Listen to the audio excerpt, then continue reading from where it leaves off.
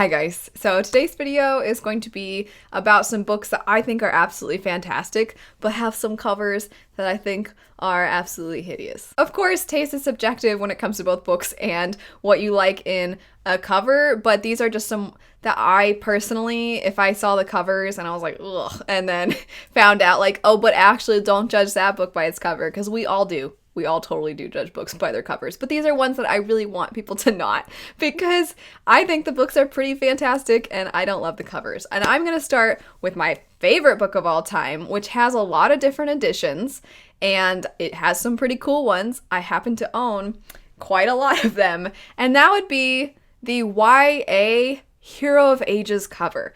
Oh my goodness, I don't understand this cover. So, the first book in the young adult covers, because they do sell this in America with different covers for the adult fantasy section than they do for the YA section. So the first cover is awesome. I think it's really cool. It's Vin looking all Vin-like in the mists, and I like that first cover. And then the third one, I'm like, what is she? A child? She's like aging in reverse. What is going on with this cover? What bums me out a little bit is that I think the artwork is fantastic, and I think that the setup of the cover is not bad at all. I just don't understand why Vin looks like she's 12. She looks like a kid. It does not look like a woman. She is a woman at this point. She's like 20 something I think she's like 21 at this point. And so she's a grown up. She's a grown up at this point. She can look young, but not that young. And I know in the story, sometimes people think that she might be a child because she's short and she just doesn't present herself in a super like, I'm an adult woman kind of a way. Which is fine, but still I don't feel like she looks like this, and it really does. If this were the first cover, maybe. Not that it would make sense, given some of the things on the cover, but still. If this is what she looked like on the first cover, and then what she looked like on the first cover, if that was on the third cover, maybe I could kind of get behind it, because she's only 16 in the first one. But this is not that's not what she should look like at this point. I'll admit that the older adult fantasy version of this, so the really old ones are right there, and I like those. They look like paintings. And then they got a reprint, and the first one's okay, the second one's not my favorite, and the third one, Vin looks okay. At least she looks like an adult. But the other character, who I don't want to say who that is, because I don't want to spoil things, but the other character, I just think looks a little cheesy. That's a regal looking man, okay? The Polish version captures this character, I think, very nicely, and they're even noted as looking very king-like and like handsome and manly in the third one, and I feel like that is captured really well on the Polish cover, and the older American ones, it's not as believable for me. Going from a very popular series, which is Mistborn, into a series that you've likely never heard of, which would be the Extravaganza series by Mary Hoffman. This was something I read when I was in high school. I read the first couple, and I remember enjoying them quite a lot. It's a very interesting premise. We follow these characters. It's portal fantasy, but I remember the first one being really sad because we follow this teenager who finds out he has cancer, which is very sad, and then he, in having to go through his treatments and everything, is finding himself getting very tired a lot, and his dad happened to have found this notebook, and he gave it to his son, and was like, here, if you need something, because his son's throat would hurt and stuff sometimes, so he was like, you can just write things down in here, and I'll get it for you. And so he would write things down in there, and the notebook looked all magical and beautiful, and he fell asleep kind of imagining this beautiful place that looked like it would be maybe like Venice, and he fell asleep holding this and then wakes up in another world, and it is actually a real world, and he finds out that the notebook is the way to get here. I really liked it. I thought that the real world stuff that was going on was very tragic, but then there's a lot of political intrigue, and there's a little bit of a very minor romantic subplot in the story. I just enjoyed it overall. It's a little bit of an older story. But the cover, so there's an older cover, and because it is kind of an Italian-esque setting. They have these masks, and a lot of the women have to wear masks. And the older cover, the one that I remember when I was in high school, I think I picked this up at my school's library, and I was just like, because it's very like, it's clearly a fuzzy photograph of a person's eyes behind this mask, and it's not, I don't even think it's a person with an actual mask on. It's like the mask, and then it looks like they sort of photoshopped the person's eyes behind the mask, and then they're like, here's a picture of Italy, and then it got a reprint. And the reprint is better, but I mean, it's not my favorite. It's still kind of that older YA fantasy looking cover where you have a real human's face really in your face, and I don't love it. I still think it's an upgrade. It looks less like, I don't want to make fun of I don't want to make fun of their work, but it looks a little more polished than I think the older one did, but I think this series was pretty good, and from the few that I read in it, I really enjoyed them, and I think that they would maybe do better now if they ever got a reprint, although it's pretty hard to find them, so I'm not even sure if I doubt they would ever redo these covers, but I liked them. I would like a reprint. Next up, we have the Seven Realms series by Cindy Williams Chima. It's down there in the corner. I do not mind the American editions. I am a little annoyed that they're not like perfectly aligned on the spines. You can kind of see like there's some text and there's some text and then there's text and then and it's like just a little bit up, which I know doesn't bother other people, but it irks me a bit. But the UK covers. So the first book, not a big deal. I don't mind this cover. I actually kind of like it. It's simple, but it's eye-catching. But then all the covers are the same with just different colors. And I'm never a fan of let's just slap on the exact same image, but yeah, we'll just make it a different color and then we'll act like it's its own. And that seems to be a trend that's coming back. Sometimes it can kind of work, but I remember when I saw, was it Blood and Honey, the sequel to Serpent and Dove, and I'm like, that's like the same cover, but it's red now. And then All the Stars and Teeth, which I actually quite enjoyed, and I want to pick up the sequel. I saw the sequel's cover, and I'm like, it's just a different color now.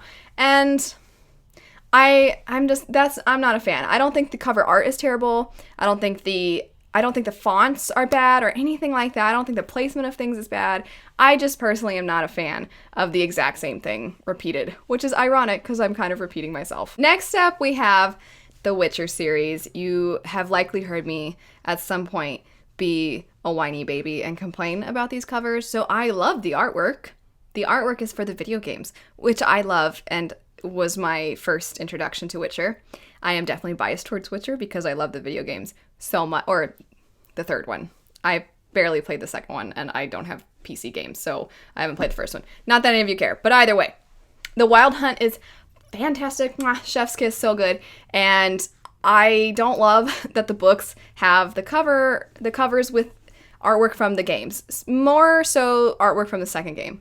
But either way, I just wish that they had not done that because there are still people that think that the books came as a result of the video game, and it actually was reversed. The books were out long before the video games were, and I think that weirdly that can hurt the sales. Obviously now nobody's worried about the sales because there's a Netflix adaptation and everybody and their mom knows about Witcher now, but still, the Illuma Crate edition is gorgeous.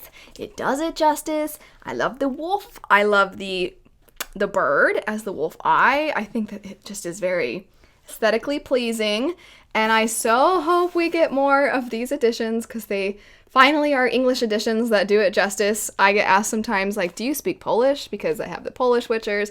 No, I don't. I just love the series, and I had some money from a birthday, and I was like, that's what I want.